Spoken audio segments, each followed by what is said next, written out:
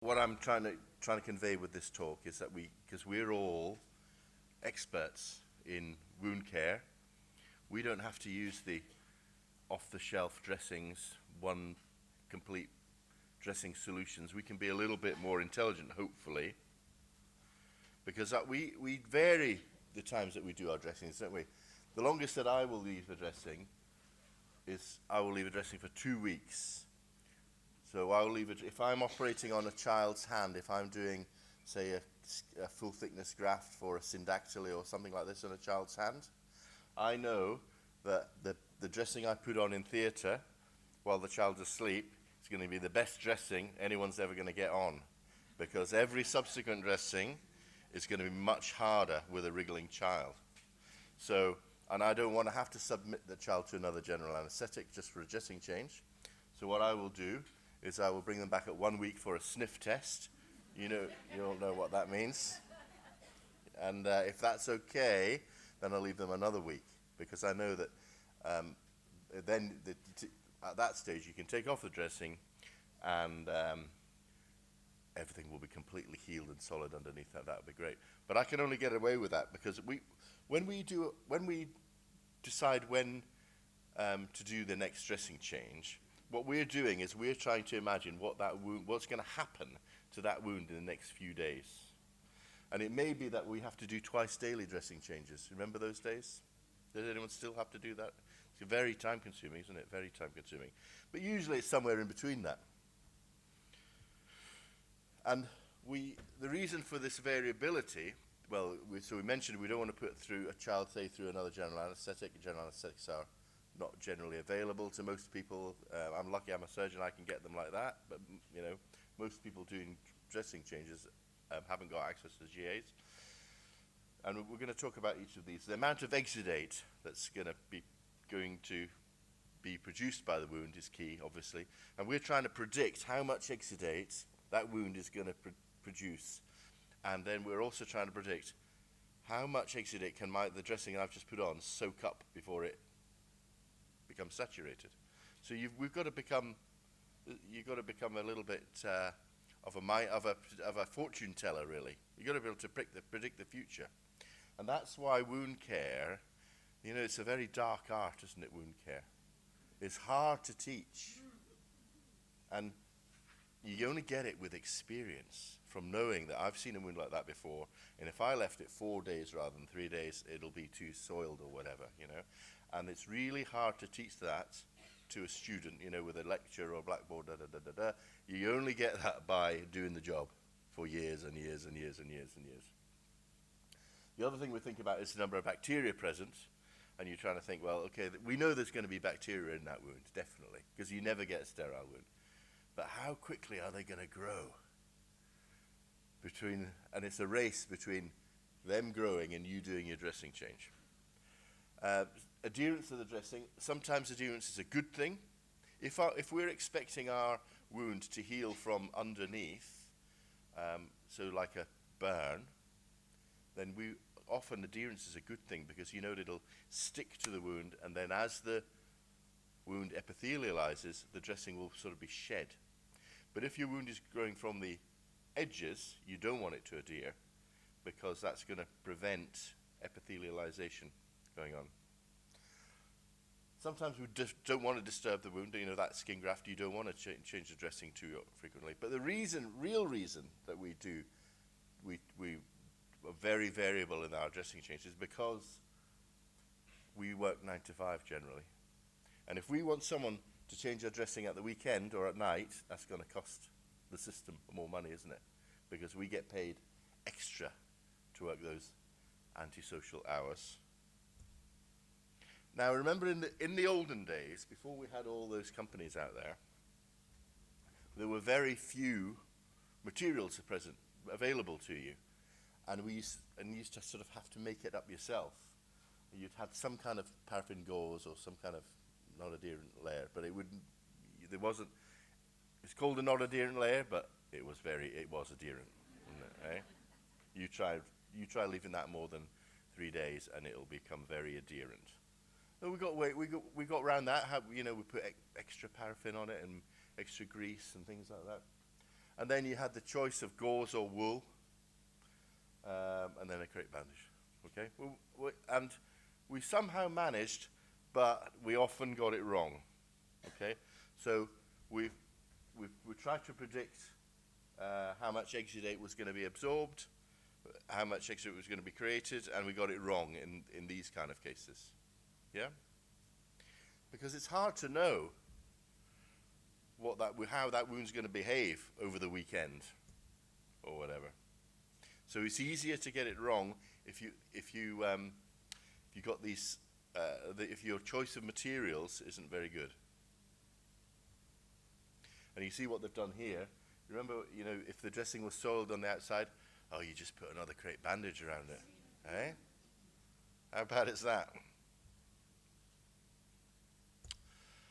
But today, if you go out into into the exhibition area there, you'll see very, very fancy dressings that are multifunctional. They've got hundreds of different layers, and each layer will do a different thing, and they're all expensive, and they're over-engineered. Yeah. You often putting these dressings on, and you're not actually using all the different functions. You might not need an antimicrobial bit for your dressing. You might not need a lot of exudate management, but you're buying this off-the-shelf, lovely packaged dressing, and that, I think, that should be aimed at your occasional dressings practitioner, somebody who doesn't do it all the time like we do it. Most of us in this room do it all the time, and I think we can be a little bit cleverer. So this is an example. It's a great dressing, but it's probably a bit over-engineered for a lot of wounds. You wouldn't want to put an expensive dressing like this, which is very well fabricated, etc. It's going to work very well, but if you put it on every wound, it's going to be very expensive. So what does NICE have to say about to achieve optimal healing? Okay, so it says it wants to be moist, but not too wet, not macerated.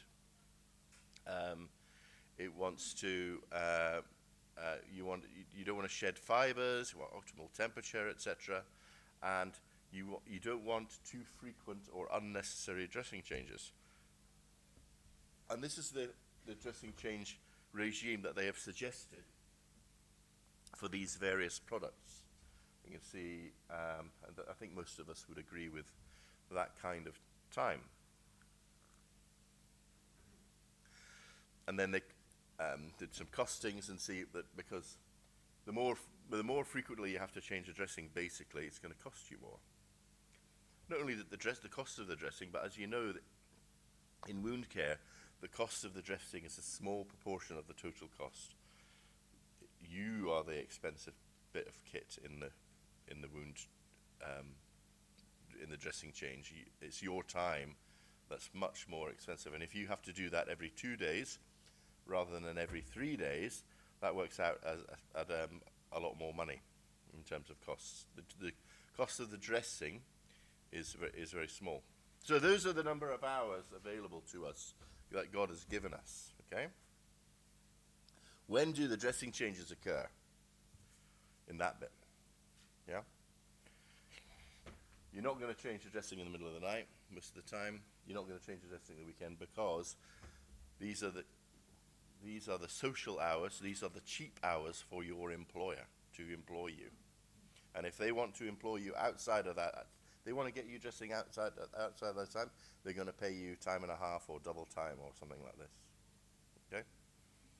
And because you are much more expensive than the actual dressing, that's what's going to win it over. So there's 24% of the time is available. And I'm sure you're all familiar with this work by Julian Guest. The amount of money that the NHS spends per year on patients with wounds, £5.3 billion. And you know that these are the usual suspects. These are the ones that give all the companies out there their revenue. And and the money, that 5 billion, is spent on your time mostly. It's the number of visits that the patient has to make. But it's not very nice to have your dressings changed. Patients don't like having their dressings changed. So I think the discerning practitioner, which I think is us, we've got better materials now than they did in the old days. We haven't just got paraffin gauze and gauze. We can choose from a whole different shopping list of different contact layers, liners, etc. So before you even get to your contact layer, now there's glues and liquids that you can put on the wound, some of them antimicrobial, some of them sealants. Then you've got your contact layer, and your contact layer, like our contact layers are much better than the old tool gras, remember, that used to stick. We've got contact layers that actually really are non-stick now. But some of them are non-medicated, some of them are medicated with an antimicrobial, some of them will shed an antimicrobial into the wound, some of them will adsorb bacteria onto the wound, like Q2med Zorbact. Some of them will alter the MMP profile of the wound. Some of them will perhaps even more in the future shed growth factors into the wound. So you've got a choice, and rather than sticking the same old dressing on every wound, I think because we are experienced and we want to minimize the number of dressing changes the patient is subject to, we can choose, okay, I'm going to choose this as I'm going to put this on the wound before I put the contact layer on, and then what about the exudate absorbing layer? That will depend on how much exudate is in the wound, and then the barrier. Now this ends up being a much more complex construct, but it is more specific to your individual patient, and because it should end up with fewer dressing changes and therefore use less of your time, it should be cheaper. So just some instances, really, some examples really. So if you want granulation tissue, if that's your aim, this is obviously the best thing you've got to do. You know, you have to put sponge against the wound directly. No liner, sponge. You know, we know that if you put a liner in there, you're not going to get the granulation tissue like you should. But not every, you know, we know that, but not everyone that does these dressings does know that. The number of times I've seen a liner put under sponge, and that's the hospital policy. No, the hospital policy is for you to use your brain, you know. And we know that if you want granulation tissue, you've got to put sponge. If you want a finer granulation tissue, and not so rapidly, then we know that putting gauze directly, Kerlix directly against the wound is good. We know that if you've got a skin graft, you want to put a liner on, yeah? So choose your liner. Does it need to be antimicrobial? Does it not? Because we should be trying to minimize the number of antimicrobials we'll use generally, because we're just storing up resistance problems. So in this case, no antimicrobial, but then the dressing put on. So this is a burn. We know this is going to heal. It's a superficial burn. It's going to be sore. So I actually want the dressing to be adherent here.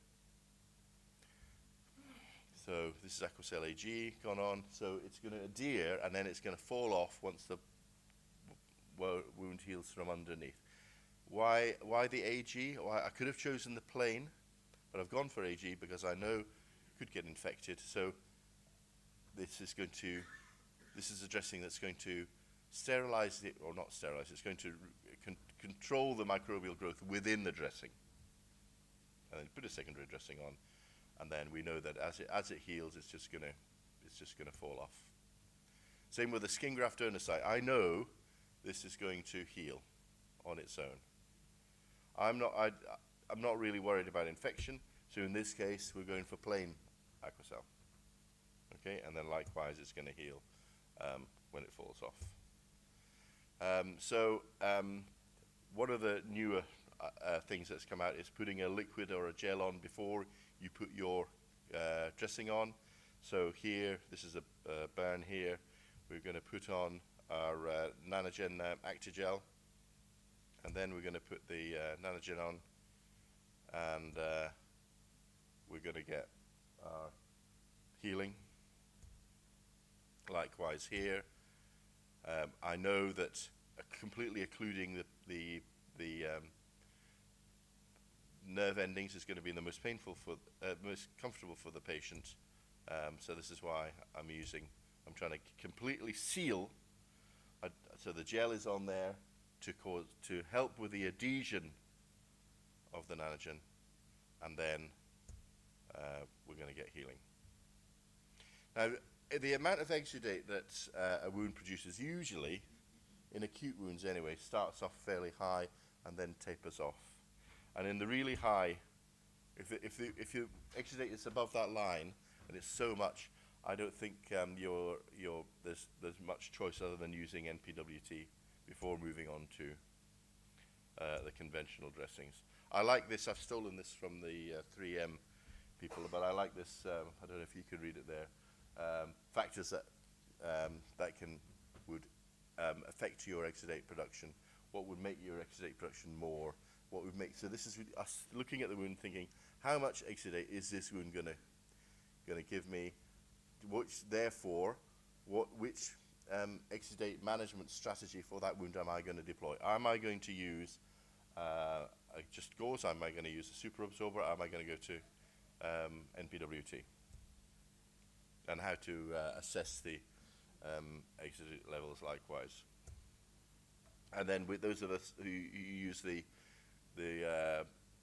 portable NPWT devices like this, the Pico here, you can see the amount of exudate on the outside of the dressing, and the patient can be sort of instructed as to when they require a dressing change, whether it reaches the suction tube or not. So, what about the infection side of it? We know all our wounds are contaminated. They have to be contaminated because we're not dipping our patients in boiling oil and killing off every last bacteria. Because if you killed off every last bacteria, you would also kill off every last human cell that they have. But we don't want them getting infected because infection causes problems. So what we don't want to do is, like in this case, this surgeon has sewn this dressing in. Can you see that? Just to make sure that that pus can't get out. Okay? If there is spreading cellulitis, as well as your dressing, obviously you've got to give the patient systemic antibiotics. So you've got to give them systemic antibiotics, and then on top of that, this is Silgen, topical silver, and then get them healed. If you've got scab, does that show up there with the lights? It's a crusty scab. That is going to be a barrier to your healing. So underneath your contact layer, you want to put something that's going to lift off that scab, something like, in this case, Flaminol. That's good at donating water to the wound, and therefore we can get the scabs off. That was the next day, and only then will it progress to healing. So another donor site, this time on a scalp, and you just have to have faith. So I've chosen, I want something adherent. I'm not worried about infection, so I've gone for plain Acrosol in this case. And then they come, so this is at 1 week. They come to you at 2 weeks and they say, oh, doc, is my child going to be bald underneath? You say, no, you'll be all right. It eventually comes off. Here, so this burn here, I want a contact layer. I know it's going to heal. I'm a little bit worried about infection. So here I'm choosing a contact layer that's got a antimicrobial in it, so it's Supersorb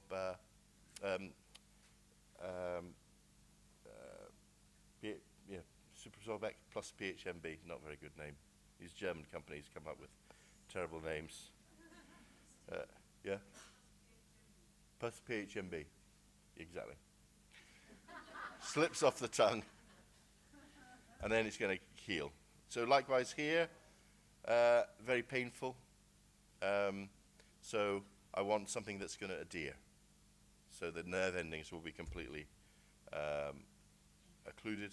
BioBrain, is anyone familiar with BioBrain? So it's a nylon mesh that's sprayed with collagen, and it's very good at adhering, and we use it a lot of the time in burns.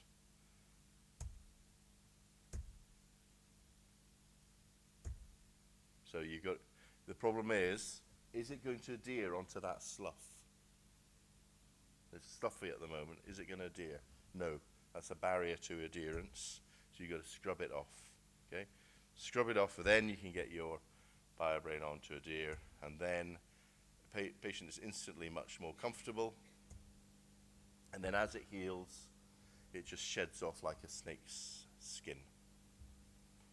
Right, same kind of depth of burn here, superficial burn, but because I'm thinking about my layers of my dressing that I'm creating, so the first layer is going to be the BioBrain, but because this is a child's feet, and I know that children will run around in the dirt and they will often get infected at child's feet if you just leave them like that.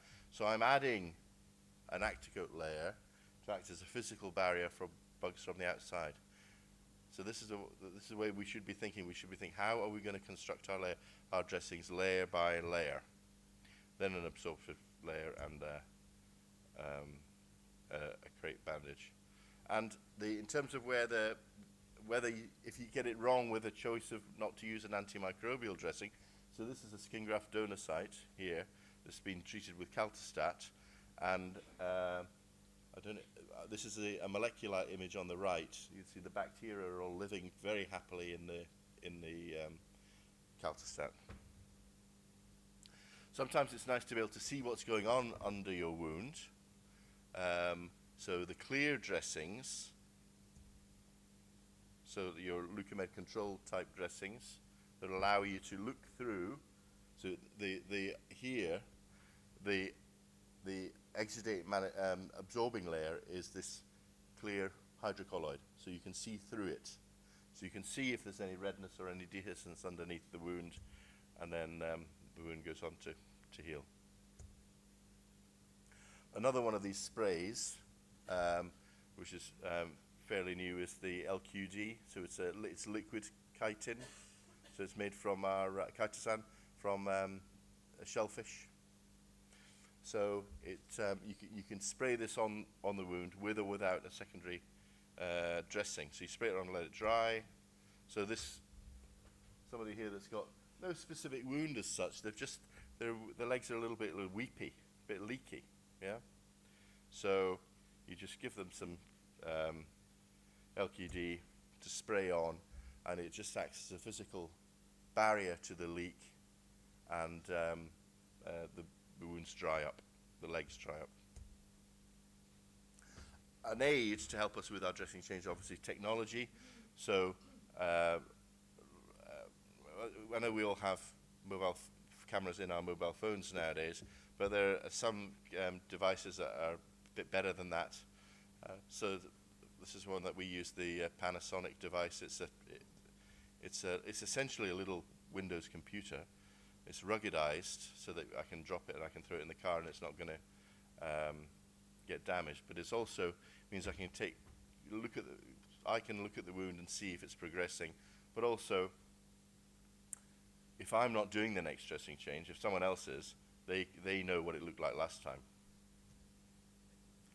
The MolecuLight is a great tool for knowing whether an antimicrobial agent is required in your dressing.